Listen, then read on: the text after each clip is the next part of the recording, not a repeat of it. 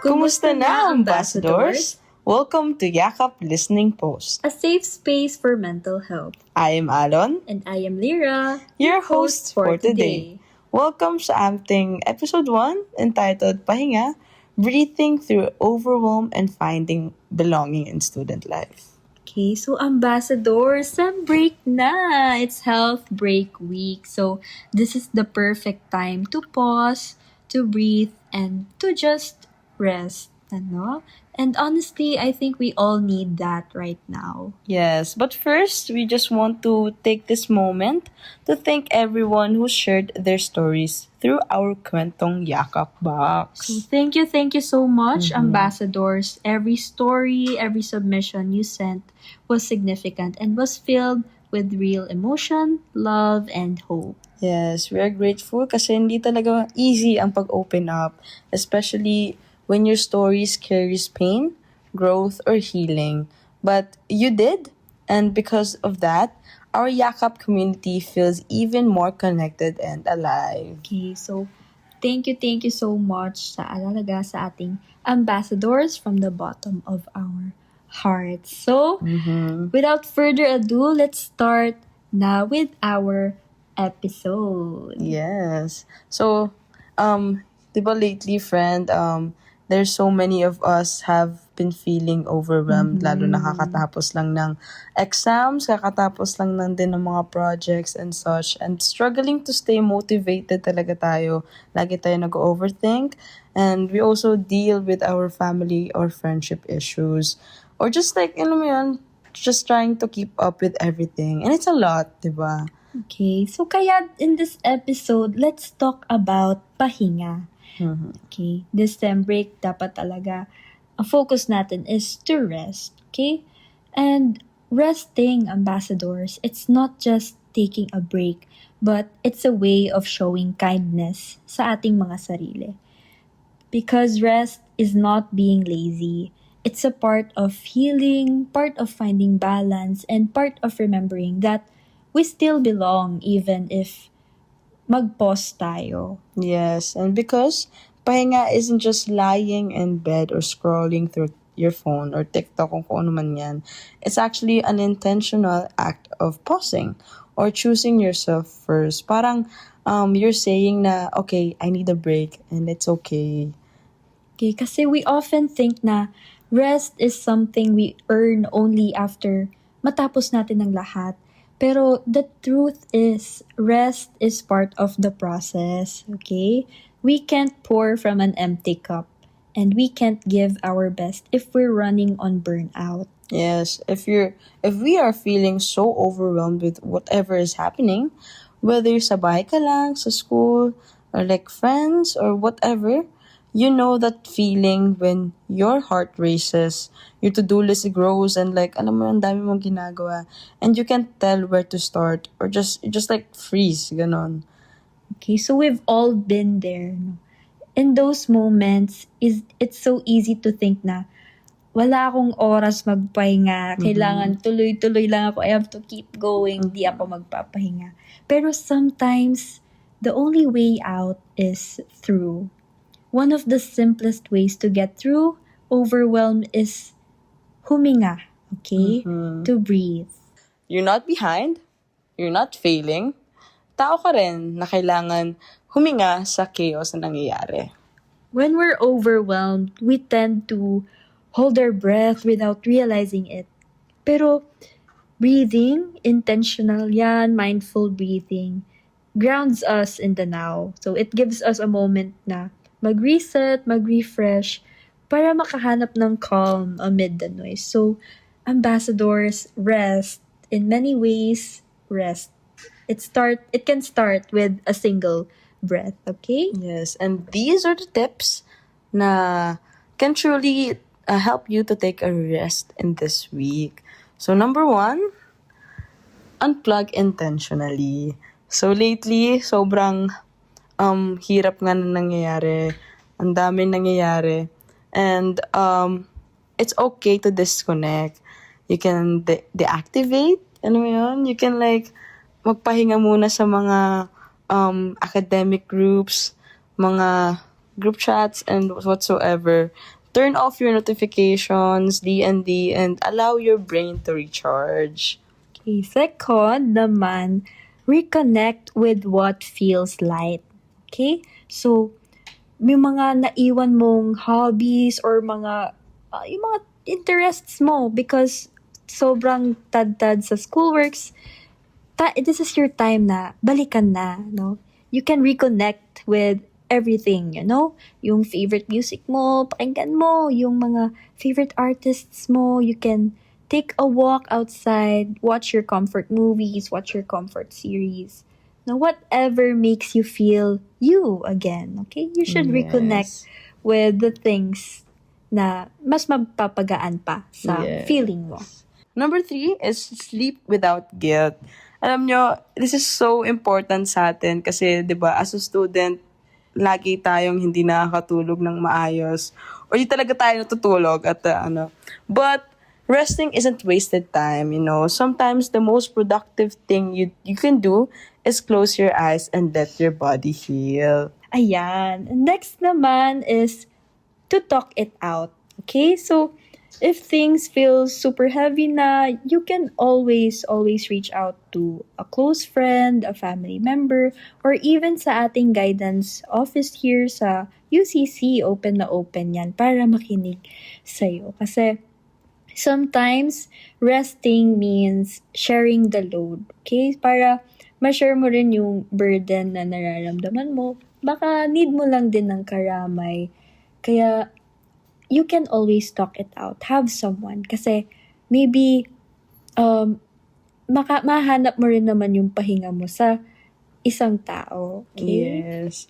And the last tip is be okay with doing nothing for the meantime. Because For the meantime. yes, for the meantime, kasi hindi naman sa lahat ng pagkakataon kaya mong i-push yung sarili mo na gawin yung mga activities. And doing nothing is still doing something when it helps you breathe again. So now, we're done na with our first topic, which is breathing through overwhelm. Ngayon, let's move on to our second topic. So, about finding belonging naman sa ating student life. So, we will be talking about belongingness naman. Yung that quiet but important feeling of being seen, being accepted, and valued, especially as students. Yes, let's be real naman talaga. Student life can be really overwhelming na kahit pumasok ka rin ng classroom, ng organization, or any group project, mapapaisip pa talaga na, do I even really fit in here? Exactly. So sometimes, even if you're surrounded by people, you can still feel like you're on the outside looking in. And that's okay. Feeling left out doesn't mean there's something wrong with you. It's not your fault and wala kang maling ginagawa. It's something everyone goes through, even the people who seem the most confident. Lahat ng mga tao nakakaranas ng being feeling of left out. Yes, it's a process actually. And what we often forget is that belongingness isn't about changing who you are to fit in. It's about you finding your space and people where you can be yourself. Okay, so how do we find yung sense of belonging na yon? So, we can always start small. Okay, ambassadors, let's try small connections. It doesn't have to be when you meet someone, it doesn't have to, you have to be close kagad sa kanya. Okay, it doesn't have to be a huge friendship right away.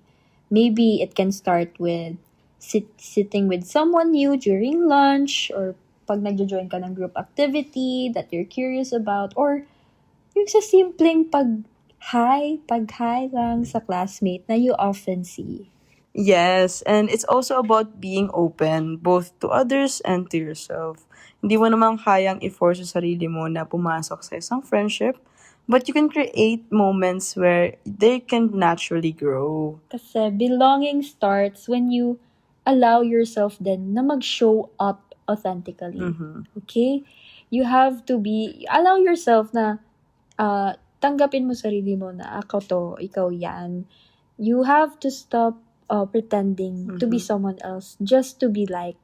Okay? That's when Kasi if you truly show your authentic self, that's when you'll attract people who truly get you or who truly accept you for who you are. Yes, and we know it's not easy, hindi siya madali. But here are some few reminders for you when you feel left out. So una sa lahat, you need to take a break. Step back and breathe. And it's okay to rest from your social pressure kasi ang hirap naman talaga na ma-pressure sa mga social gatherings and such. Bumababa talaga yung mga social batteries natin. It's okay to breathe and step back. Second, focus on what you enjoy. Pwede ka mag-join ng orgs, do your hobbies, or always do whatever makes you feel alive. Kasi if you focus on what you enjoy, possible din na makahanap ka ng like-minded people ba there na you also find people who have the similar interests or goals as you. So, mas makaka-help and mas makakahanap ka ng groups na you truly belong. Yes, and the third is you can talk to someone you trust. Like kanina, as we have talked about the feeling of being overwhelmed, pwede ka rin minsan mag-open up sa mga taong you really trust and hindi mo naman kaya siyang i-bottle up lahat ng mga nafe-feel mo. Sometimes you just need someone na you can share how you feel na will help you lighten the load. And lastly, be kind to yourself. No? Huwag mo sisihin sarili mo. Huwag mong i-hate yung sarili mo if you don't belong in a certain friend group. Kasi not belonging somewhere doesn't mean you don't belong anywhere, okay? Mahanap at mahanap mo rin yung mga tao at yung mga groups na para sa'yo. So, it's not your fault if ever you feel na you don't belong, you feel left out. It's not your fault. It's okay and be kind lang sa sarili mo. And remember, belonging isn't about being accepted by everyone. It's about finding your few people who make you feel at home. So this week, nitong Sem Break Week natin, we want to remind you, ambassadors, that you are not behind. You're not less worthy because you're tired, you feel overwhelmed, or you feel left out. You're human and you deserve to rest too. So ambassadors, as we take this Sem Break, let's practice the art of pahinga. Let's remind ourselves that slowing down isn't failure, it's courage. So when we Yes. rest, we make space for clarity, for healing, tsaka for growth na rin nating lahat. Yes, and take this week to care for yourself naman. Your mind, your body, and your heart. Kasi, ikaw naman this time. And when you're ready, we'll face the next chapter together, stronger and more grounded. Yes. So that wraps up our episode 1 of Yakap Listening Post Mental Health Podcast. So we hope na you learned something in this podcast. And we are hoping na you guys will stay tuned to our next episode.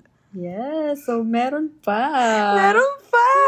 Pang next episode. Yes. So again, may this podcast serve as a yakap sa inyo, ambassadors. Because Dito sa Yakap Listening Post, we are your ally, kaagapay, at patnubay. Ooh. Ooh!